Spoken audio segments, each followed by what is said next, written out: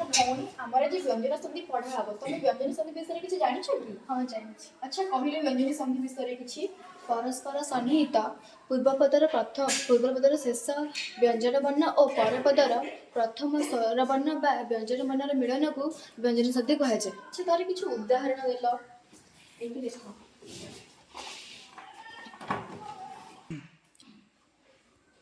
आम बही रे यार 5टी नियम अच्छी म स्थान अनुसार गृहम युक्त अगछद गृहम गच्छद ये अनुसार अच्छी और ये अ अच्छी यार मिलन है गृहम गच्छद गृहम युक्त आगत गृहमागत।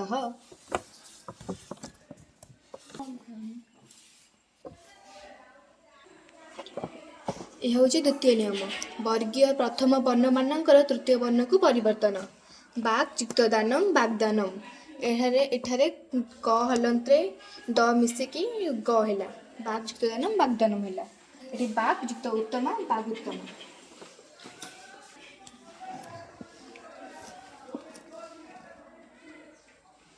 ये हूँ वर्ग व्यंजन ये हूँ यार तृतीय नियम हर्ष स्वर र मिसिकी दीर्घ स्वर निहिर्युक्त रव निरव।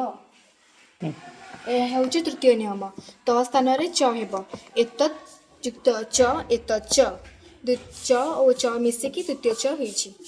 पंचम नियम त स्थान र उल युक्त लास उल्लास ल और ल मिसिकी द्वितीय ल होइछि। अच्छा तुम्हें ये किसी बुझीपार हाँ किसी बुझीपारे मुझे व्यंजन संधि प्रयोग कर